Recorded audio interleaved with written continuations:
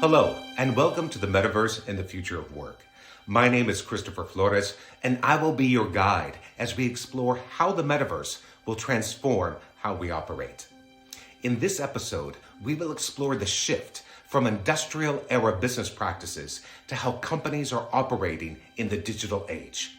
This episode is not as much about technology as it's about how organizations function.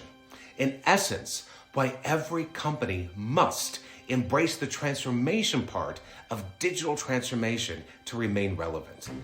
We will tear down outdated organizational hierarchy, draining bureaucracy, and replace it with new ways of working powered by the principles of decentralization, co-creation, and community. Let's get started. The last great disruption came during the Industrial Revolution. Change did not happen overnight, and no one technology was responsible for how businesses transformed. It was when these technologies came together, electricity, the steam engine, telecommunications, among others, that businesses had new opportunities to produce at scale, broaden their market reach, and expand their product range. Each of these innovations on their own had a micro impact on business and society. However, combined, their impact had a much larger and transformational effect. Given the opportunities that were available, companies had to change their business practices to maximize their potential. This brought a huge focus on processes, specialization, hierarchy, and size, which describes how most companies function today. Efficiency was a huge competitive advantage and key for higher margins. Therefore, the better you designed your processes, the best chance you had to succeed. To do so, people specialized in various aspects of business and operations. This changed not only our business institutions, but also our educational system. You eventually studied to be something, an engineer, a marketeer, a business person, a mechanic, etc. You also needed really smart people to make the decisions for those at the bottom of the ladder. Their job was to do, while the management's job was to think. Thus, we got our beloved hierarchical structure. If all went according to plan, then you were able to grow not just in revenue, but also expand into new markets with new products. You didn't partner to expand. Instead, you built it yourself or you bought it. It was empire building, giving birth to the multinational, multi-divisional corporations of today. This way of working became extremely complex, overly competitive, and in many ways, dehumanizing. Yet this was accepted as how the world works. Then everything changed. Suddenly, we had access to more data than we ever had before. Data has changed everything about how companies and the world operate today. The internet, social media, the Internet of Things, cookies, research, experimentation, so on and so forth, are all huge sources of data. There is so much data that we often don't even know what to do with it or how to use it. This is where the Metaverse will be truly transformational. First, let's take a step back. Why is data important? Despite what has been taught in business schools and what we've accepted as the way things are, the world is way too complex to be predicted. This has given rise to the term VUCA, volatile, uncertain, complex, and ambiguous. This is an industrial mindset trying to make sense of a world that doesn't operate as they think it does. For companies that are more evolved, they have known for a long time that you cannot predict and micromanage the world, your business, or your team. Aaron Dignan, in his book Brave New Work, gives us a brilliant analogy to explain the difference. Take the two most common ways to manage traffic, the traffic light and the roundabout. The traffic light represents industrial era business practices.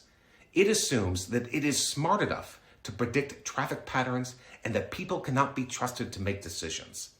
Thus, they will tell people when to go and when to stop, and the world will be better for it. The roundabout thinkers know that traffic has too many variables to be predicted. They also believe people can be trusted to make good decisions, especially given certain parameters. Thus, they let drivers manage the traffic flow themselves while agreeing to adhere to two simple rules. yield to those already in the roundabout, and everyone must drive in the same direction. The result is that the roundabout system is safer, cheaper, and more efficient. Now, how does this relate to data? Traffic light companies assume that data will tell them what to do by foretelling the future. Roundabout companies use data to remove ambiguity to help them make decisions. The former labor to produce inaccurate 5-year plans, and the latter reacts to the world as it is. For companies that already embrace roundabout principles, they use data to move and react quickly. Therefore, their fuel is the gathering, processing, and analyzing of data. Thus, the more fuel, the faster they will be. Here is where the metaverse will have a transformative impact on business and society. Artificial intelligence, machine learning, and natural language processing will greatly accelerate the rate of processing and analyzing of data gathered by existing and new sources of information. Therefore, the pace of business will run at a speed never seen before.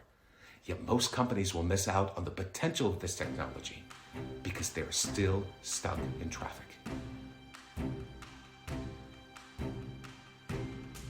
If you work in a company that has a traffic light mindset, then you know how slow and cumbersome it is to implement changes and to make decisions.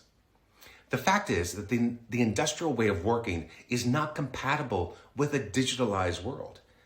It is simply too slow and too expensive. Many companies try to change and launch digital transformation programs. However, they often think that it's about technology. In reality, digital transformation is about how the digitalization of the world is forcing businesses to transform how they work. For those who want to change how your company operates, what is the difference between a traffic light versus a roundabout operating system? It all starts with power. Traffic light systems concentrate power at the top and don't trust those at the bottom, the ones actually doing the work to make good decisions. The roundabout system is the exact opposite. It believes that decisions are best made where the work is being done.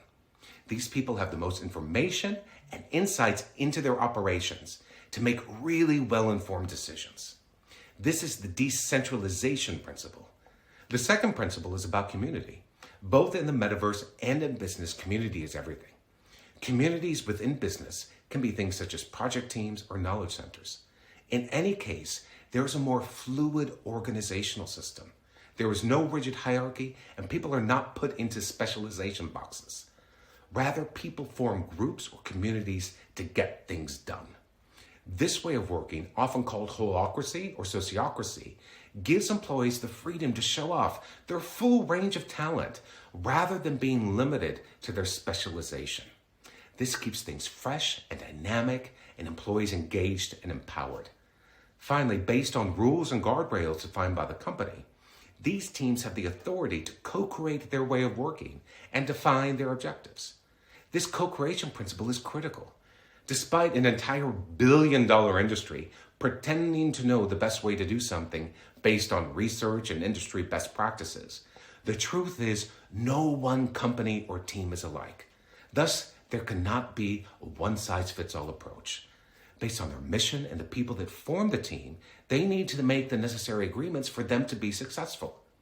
By letting them co-create their future, it also makes them accountable for it, something that often lacks in industrial-era organizations. These three principles, decentralization, community, and co-creation, form the foundation for companies to become more adaptive and faster. With this foundation, your teams will use data to make better decisions and can do so quickly as they've been given the authority to do so.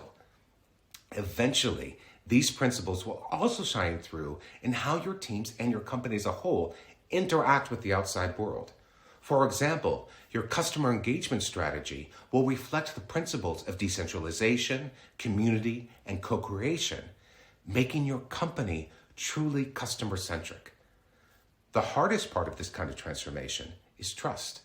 It will require letting go of power, hierarchy, and the fear of failure. Are you brave enough to try?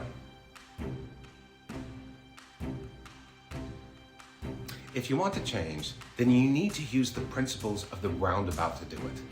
You cannot strive for a roundabout operating system by using traffic light methods. It's like adopting agile methodology but still using a waterfall approach for product development. But if this is the best system for the digital world, why can't you simply decide to implement it top down and right away? Plato's allegory of the cave tells us why. In the cave are a group of prisoners who are chained and can only see the wall in front of them. Behind them is a fire, and puppeteers use the light to cast shadows on the wall. The prisoners have only ever known the shadows and have mistaken these projected shapes as reality. They even give themselves honors and rewards for being the best at recognizing the shadows and their patterns. One day, one of the prisoners is set free. He is forced to see the world as it is. He is shocked and disorientated, but eventually he comes to understand it and love it. But what about the others? Does he set them free the way he was? No. When he returns to the cave, he will no longer be as good at recognizing the shadows and their behavior. The others will mock him and not trust what he has to say.